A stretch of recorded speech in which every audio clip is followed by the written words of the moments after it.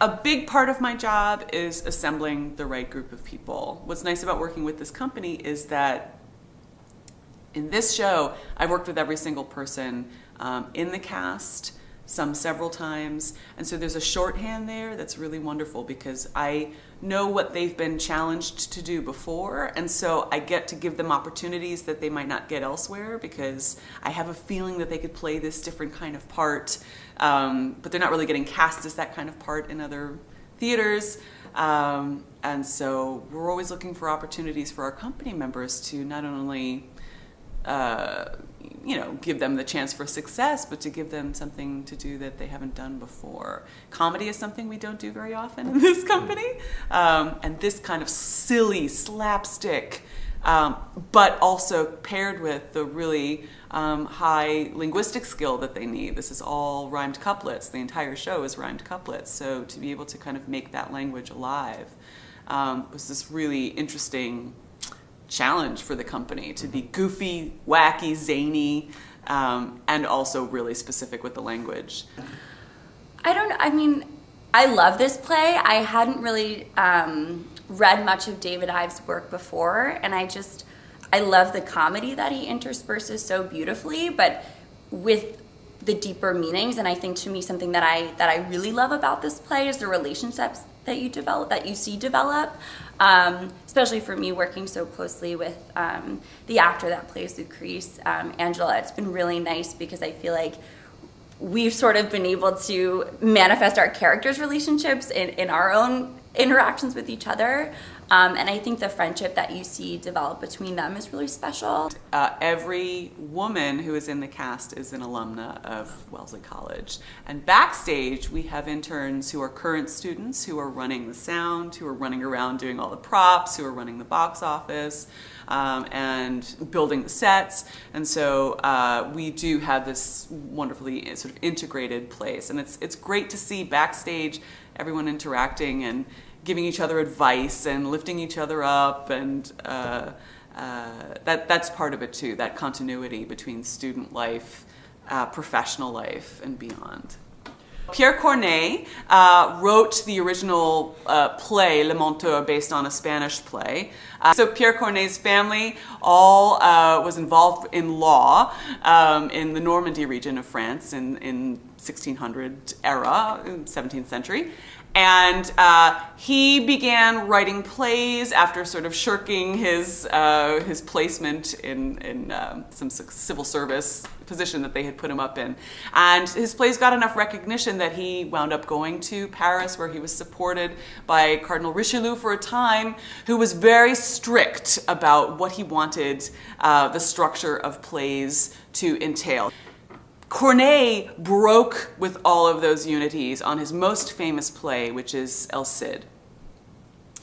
And he was kicked out of Paris, he was kicked out of his patronage, and he went home, had a period of time where he wasn't writing and licking his wounds back in Normandy, and then he wrote Le Menteur, The Liar. And started to sort of snowball again, and then wrote again through until the end of his life.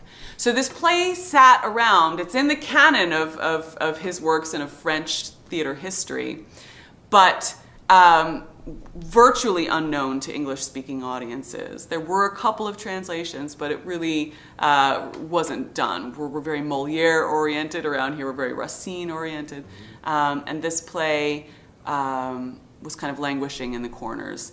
In 2010, the Shakespeare Theatre in DC were focused on commissioning adaptations of scripts that were forgotten like this, and this was the first script that they commissioned from David Ives, who is a phenomenal playwright.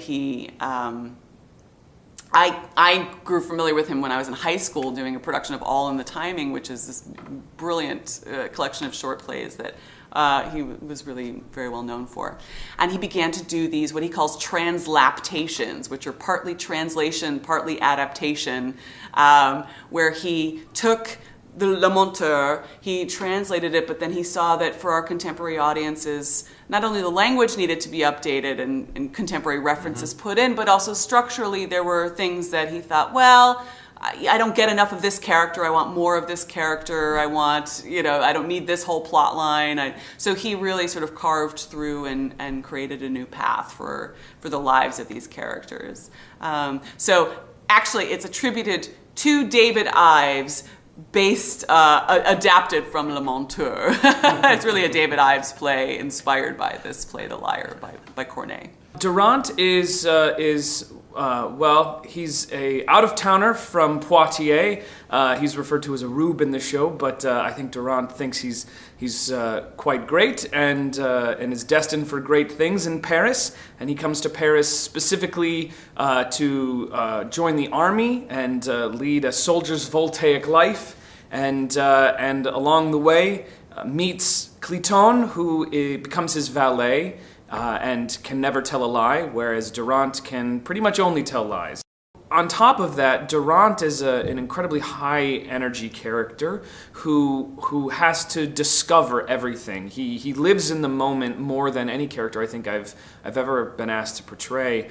And so you really have to just kind of live at the edge of your seat. There's always a danger for Dorante. This idea that, he's pulling each word just milliseconds before it comes out of his mouth. So I think that breakneck pace and that knife's edge that he walks is something that is difficult to embody the entire piece, but is certainly exciting because of it. You'll take this note? Yes. If you teach me how to lie, I tell the truth, I just make people squirm. You score. I get the sex life of a worm. You can't just pick up lying. Lying's an art. Oh, please, sir, please. All right. Here's where you start.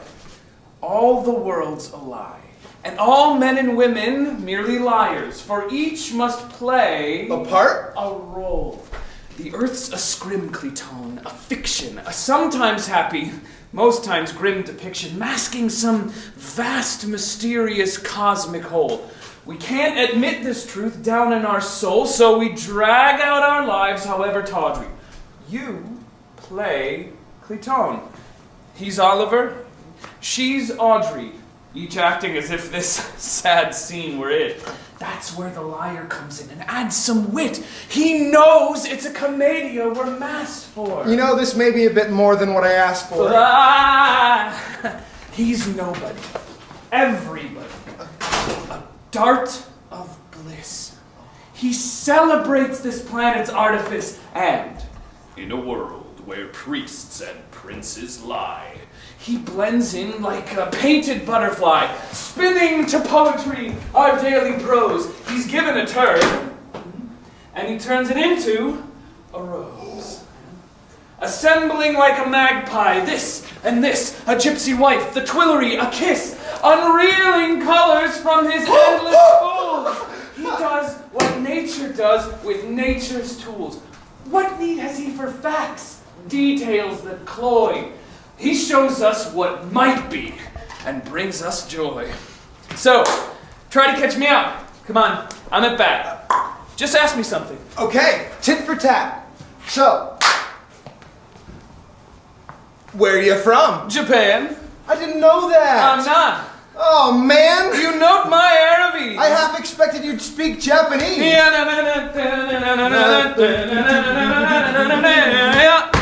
I'll get to this time. Good, we'll start anew.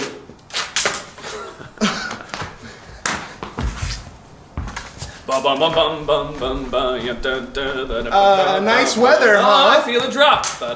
Me too. Damn it. What's that? Where? Oh, nothing, just a pimple. A zit. God damn it. Lying is so simple. First, natural gestures. Keep your gravity low and centered. See that? Everything must flow. So flow. Most vital is the optic nerve. Engage me. Don't allow your gaze to swerve. Don't swerve. An easy tone, but with some verve. So speak your speeches trippingly upon the tongue. Tripping. Let truth be told, but let your lies be sung. With verb. Irrelevant details are key. It was the 10th of May at 6:03. Gripping. And sprinkle in some poetry. The bluebells were just fading now, forsooth. And lastly, never, ever speak the truth. Lie. So, sum up the principles of lying. I can't remember. Are you lying? No, I'm trying to get them back. That's very good. But I'm That's not lying great. yet. Wait. I've got it. The principles of lying. Go. Don't swerve, be tripping, poetry, stay low, irrelevant details with verve, and flow. And Never ever tell the truth. bravo, Clayton! Bravo! You see how much you've mastered? Who, me? You liar. Oh, I'm a lying bastard. Come on, ask me anything. Where are you from? Paris, Japan. Wow. Smooth, huh? I succumbed. What city? Oh, you know, Tokyo? Shanghai. Brilliant. Now, get thee forth and multiply. But getting back to plot, sir, you don't fret that this lie about your kid's the diciest yet? Another rung on my amorous ladder. Haha! And here's a maiden who can aid the matter. So we are performing Thursdays, Fridays, Saturdays at 7 p.m. and Saturdays and Sundays at 2 p.m. until February 4th. Great. Anything else you wanted to add? Call to reserve, 781. Yeah, is that right? Yeah, call to reserve, 781-283-2000. Because you do have full houses. We have had full houses for sure. And we have 3 weeks left. So now's the time to reserve your seat. Great. Thank you. Thank you.